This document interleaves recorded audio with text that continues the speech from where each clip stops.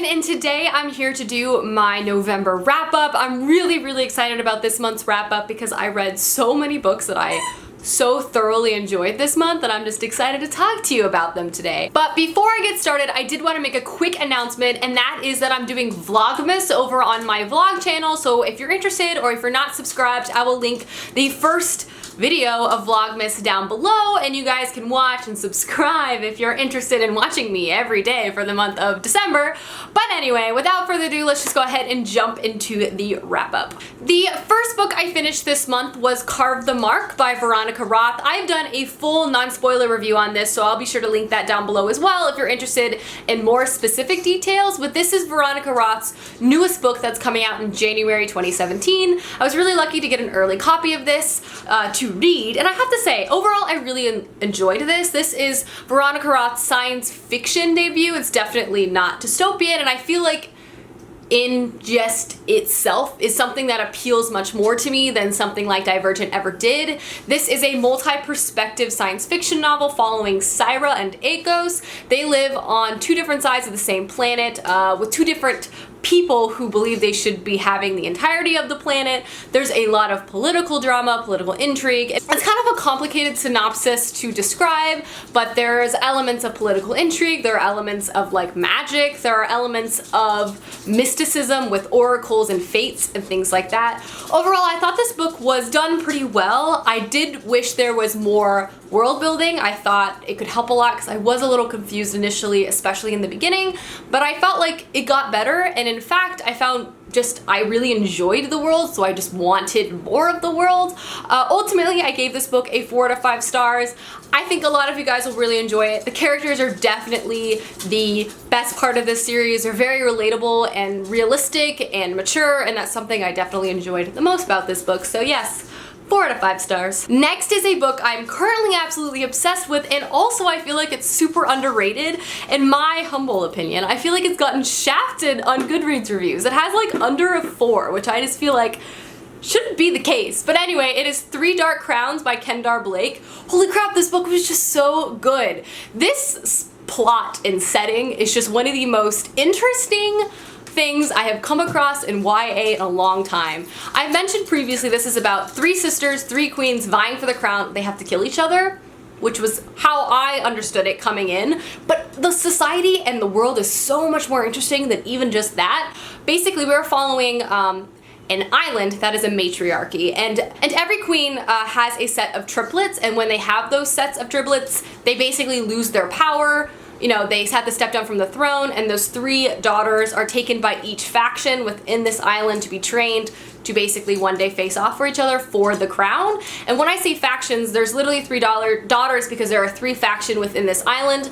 There is one faction which is this like poison faction, which are a group of people who can consume and make extremely powerful poisons. There's the elementals faction, which can control like rain, wind, water. And lastly, there's the naturalist faction, which has like animal companions that control nature. So basically every generation, each of these factions hope to have the most powerful daughter and hope that they have the strongest gift because they'll win the fight against their 2 sisters and be able to kill them off more easily and gain power through the government. Because obviously, whichever queen's in charge is going to have, you know, they're going to support that faction with political backing. So it's just such an interesting premise overall, and then reading from each sister's perspective was just so cool. I don't know. I thought this book was completely crazy, and the plot twists and just the characters themselves were so interesting, and the writing style was so well done. It felt like this dark folklore, and I just felt like everything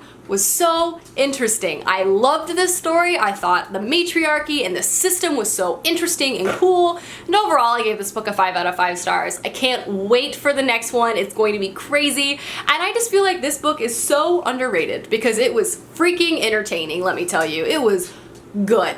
It was so good. The next book I read this month was the Proustopia Book Club Pick of the Month for the month of November. This month we are working with Simon and Schuster, and that book is The Diabolic by S.J. Kincaid. I also have a full non-spoiler review of this book, which I will also leave linked down below. But this particular novel is another science fiction book. I read 4 science fiction books this month, which is something I have probably never done ever, and I liked and enjoyed every single one of them. That was exciting to say the least. But this particular story follows our main character Nemesis, who is a Diabolic, which means she was legitimately crafted genetically for the sole purpose of protecting one person. So she's like, her genetic code is to protect. She's like crafted for fighting and all sorts of things like that. But at the beginning of the novel, she realizes to protect the person she was designed for, the best way to do that is to become that person and to take that person's place.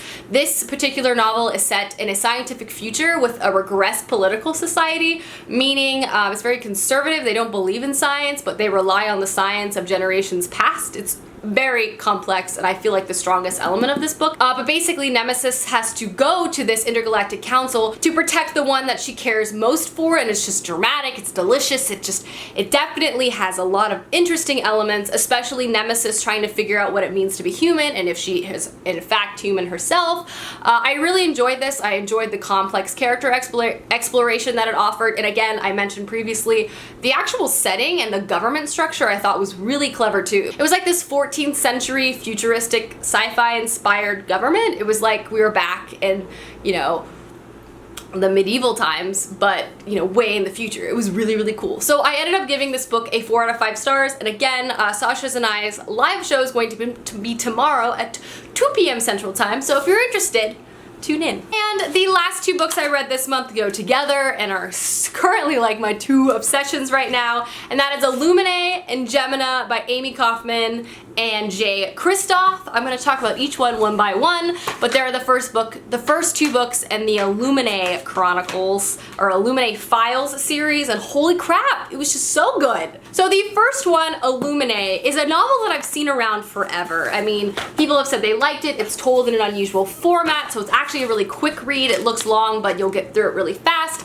It follows 2 main characters that are basically on a spaceship. I don't really want to give too much away because it's just the mystery of this and the uncovering of you figuring out what the hell's going on is what makes this book so good and so addicting. But I have to say, I absolutely love the characters. I thought the format of this actually worked so well. Amy Kaufman and Jay Kristoff were able to create such well-rounded characters whose voice just came through this book so clearly that you really, really identify with them and really, really like reading and you like rooting for them. But definitely the strongest element of this story is just the fact, like the plot twist and the mystery and just the pace of this story overall just keeps you on the edge of your seat the whole time. I have never been like so anxious in the way that I must know what happens next. Like, how the heck are they gonna get through this? Because it's just so entertaining and so well thought out that it's just, I'm so in love with this series. But I gave the first one a 5 out of 5 stars. I was so engrossed in this book. So highly would recommend. If you're nervous that you thought it would be like kitschy and not very good, just give it a try because I'm pretty sure you will not be disappointed. So immediately after finishing Illuminae, I had to pick up the sequel, Gemina, which I keep accidentally calling Gemini, but you know, whatever. This is a companion novel. It follows 2 different main characters taking place at like a very similar time as the first book, so they're definitely very much connected. That being said, I thought this book was also very good. Again, fast-paced plot. I thought the formatting worked really well. I didn't like it as much as Illuminae, and I think that just has something to do with the fact that the stress and like what the crap is going on and like how is this happening that Illuminae was able to create wasn't able to be 100% like replicated in this. Not to say that this didn't have crazy twists and turns, but like, I'm not kidding when I say Illuminae was just insanely so good and was just crazy. I was just mind blown. And this had really interesting elements. I loved the characters. I thought the plot was super cool. It just wasn't as good as Illuminae, so because of that I gave it a 4.5 out of 5 stars, but I'm super excited for the next one. Again, just so over the moon about this series. Excited to have it. I've rambled enough about it now, so I'm gonna stop now. Alrighty guys, that is my November wrap up. It was a long one, sorry, but let me know down below your favorite book that you've read this month, as I would love to know, and I will see you guys soon with another video soon. Goodbye!